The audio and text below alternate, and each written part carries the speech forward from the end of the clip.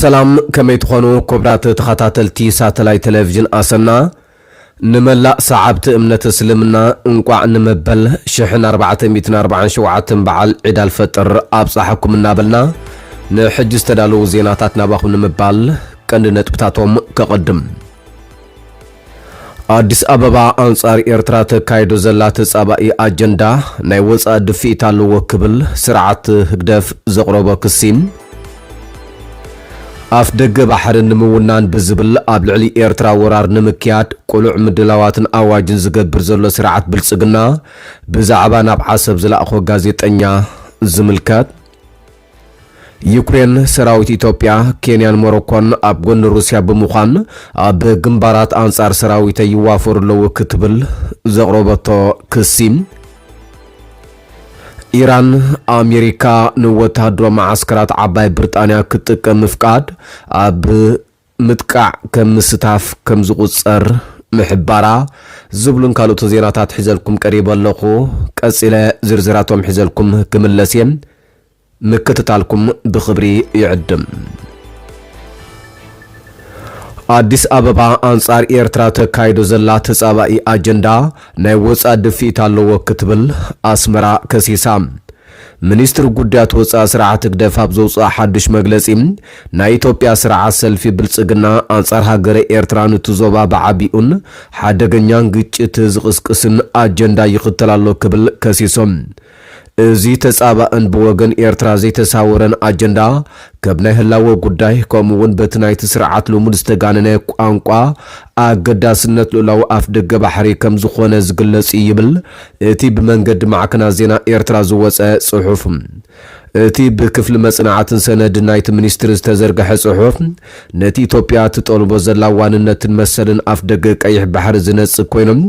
እቲ ቀዳማይ ሚኒስትር አብይ አሕመድ ዝርከቦም ላዕለዎት ሰበስልጣን መንግስቲ አዘስቲ ሰራዊትን ማዕከና ዜና ተሃገርን ዝቃላሕ ዘሎ መግለጺታት ንልላውነት ኤርትራ ዝዳፈር ምዃኑ የመልክት ኢትዮጵያ እስርትና ጂኦግራፊ ኮይና አይክትነብርን ክብል ዝስማዕ ቀዳማይ ሚኒስትር አብይ አሕመድ ሃገሩ ተጠቃምነት ወደብ ጥራይ ዘይኮነ ኣብቱ ዞባ በብዝሒ ህዝብን ቁጠባን ዝዓቤት ሃገር መጠን አፍ ደገ ባሕሪ ክትውንን ኣለዋ ክብል እዩ ዝምጉት መራሕቲ ኢትዮጵያ ነቲ ብ1993 ዝተፈጸመን ምእዋጅ ሓርነትን ናጽነትን ሉላውነትን ኤርትራ ኣብ ምልክት ሕቶ ክሳብ ምእታው በጺሖም ከም ዘለውን ዝፍለጥ እዮም እዚ በሐሙስ 19 መጋቢ ዝወጻ ሓተታ ሚኒስትር ጉዳያት ወጻ ኤርትራ ብዛዕባ ግደ ሓይልታት ወጻውን ኣስፊሩሎም ብዘይካዚ እቲ አጀንዳ ንነባሪ ምርግጋን ጸጥታን ዞባ ቀርና አፍሪካ ዝጎድእ ናይ ወጻ ማሕወራት ዘለዎን ብኡ ዝዝወርን ከም ዝኾነ ጭቡጥ መርትዖሎ ክብልውን ከሲሱሎም እቶም ናይ ወጻ አካላት አየኖት ምዃኖም እኳ ብንጹር እንተዘይጠቀሰም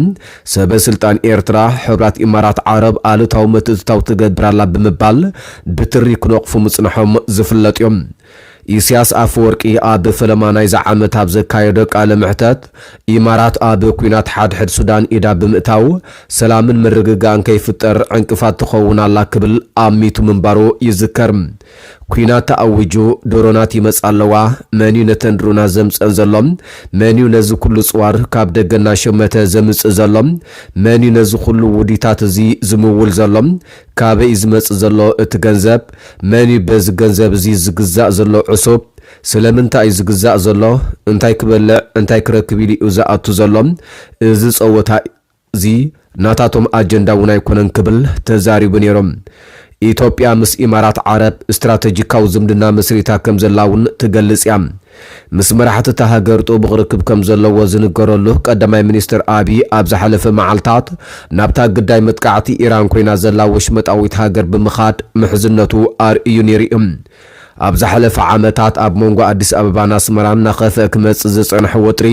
ናብ ካልእ ደማውን ኣዕናውን ኩናት ከየምርሕ ንህዝብታት እተን ሃገራትን ከምኡውን እቲ ዞባን ዓቢ ስጋት ኮይኑሎም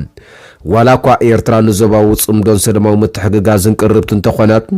ንዓለም ለኻዊ ሕጊ ብምጥሓስ ኣብ ልዕሊ ሉላውነታን ግዛውታዊ ሓድነታን ዝፍጸም ምግሃስ ኣትሪርያ ትነጽጎ ይብል እቲ ካብ ኣስመራ ዝወጸ ጽሑፍ ወሲኾም أبز حلفة كل تعامت أبستفل عليه قات عميتات كمز تسمرلو منغست إرترا أبق ويكون هوكوتن ناي مستاف شهوات يبلون نسلام مرققا كمون حلاف نتاو آليا زوبا وزمدناتات ترير مرقز إزرلو يبل اتمقلسي وسيغن አዲስ አበባ በወገና ኤርትራ ንዑጥቃ ተቋምት በመድጋፍ አቡሽታው ጉዳያት ኢትዮጵያ ኤዳ በመታው ኩናት ኩላ ድሌት ከም ዘለዋ ክትከስስ ጸኒሐ ኣብ ሕብራት ሃገራትን ሕብረት አፍሪካን ነትክስታት በወግዒ ከም ዘቅረበት ይዝከርም በወገና አስመራ ዝውሃብ ምላሽ መብዛሕቱ እዋን ሓውሲ ዘይወግዓው ኮይኖም በሚኒስተር ዜና በመንገድ ማሕበራዊ መራኸቢታት ዝወፅእ ርእቶ ወይ ከዓ ብስም ክፍል መጽናዕትን ስነዳን ሚኒስተር ጉዳያት ወፃኢ ዝወፅእ ጸብጻብ መሰል ጠመተ ጥራዩ أفدق بحر النمونان بزبل أبلعلي إرترا ورار نمكياد قلوع مدلواتن أواجن زقبر زولو سرعات بالسقنا بميديان آخباتاتن ون هزبي إثيوبيا نملع عال سفيح قوس أب مكياد يركب تسرعات مالي بمنقد EBC قعزة غازيت نياناب عسب أب تحت الزبلار استي أب زدالو ومداب كابا أديس أبابا ناب بوريس تبقس غازيت نيانايتا بتسرعات ونن معكن زينا لومي أب دوب كاب زركب كيلا سراويت مكل خال إثيوبيا يمنلس كمزلو أب كسالقن أبشت عسب كوين مدب كسرح مخانيو كزارب تسميعم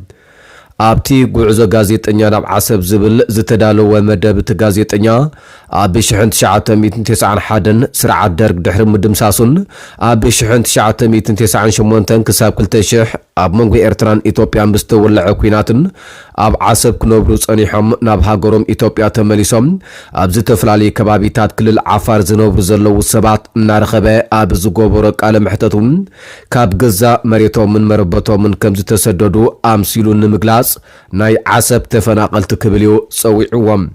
نساتمون تخونو حد معالتي نابتاواننت إثيوبيا إلوم زأمنو لا ودباويت كتما تمليسوم زور إلا غزيه يصبيو كم زلوي كزاربو تسميعم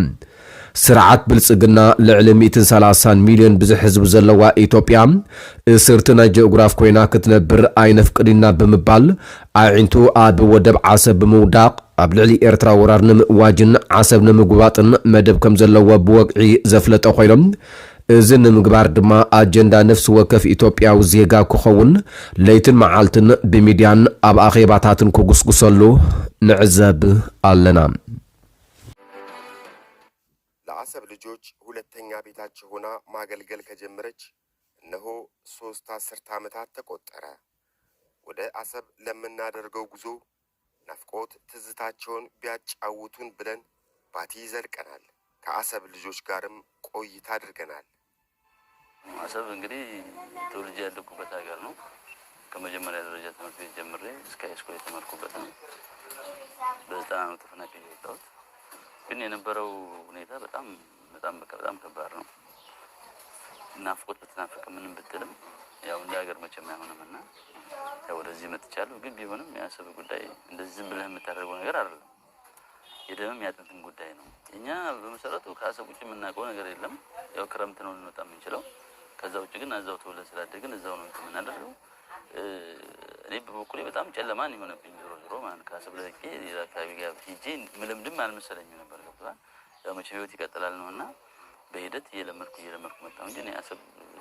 ከማንም በላይ አሰብን የሚያክልብኛል። የአሰብ ነገር ሲነሳ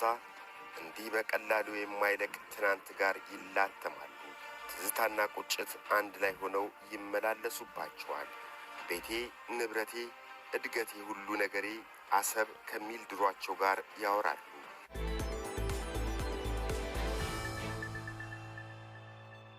ሰራዊት ዩክሬን ሩሲያ ካብ አፍሪካ ሰራዊት በመምጻ ኣብ ግንባራት ተዋፍራላ ክብል ከሲሶም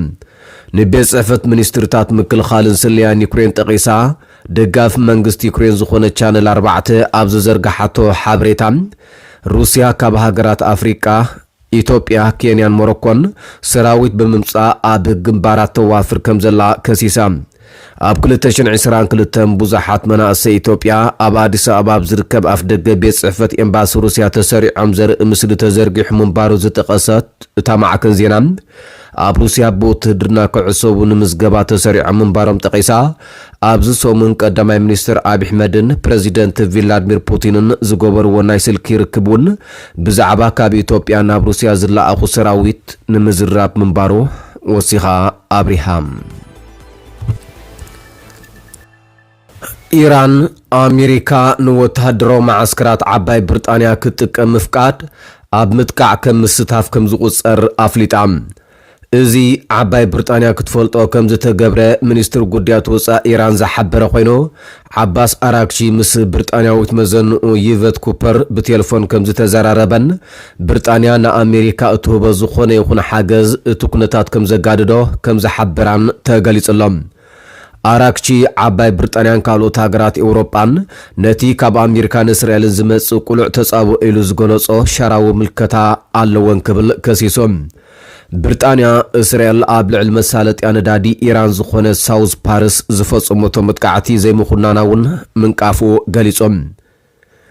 እዚ ከምዚ ኢሉ እንከሎ ክልተ ሰብ መዛሓለዋ ሰውራ ኢራን ከም ዝተቐትሉ ማዕከን ዜና ተሃገር ሓቢሮም ወሃቢ ቃልን በዓል ስልጣን ህዝባዊ ርክባትን እስላማዊ ሓለዋ ሰውራ ኣብ መጥቃዕቲ ኣሜሪካን እስራኤልን ከም ዝተቐትሉ እቲ ሓበሬታ ጠቒሱ ዘሎ ዓሊ መሐመድ ናይኒ ን40 ዓመታት ከም ዘገልገለን ንዝሓለፉ 2 ዓመታት ከም ኣፈኛ ናይቲ መሓውር ጸጥታ ኮይኑ ከም ዝሰርሐን ምስ ተሓለዋ ሰውራ ዝተኣሳሰር ማዕከን ዜና ፋርስ ወሲኹ ጸብጺቦም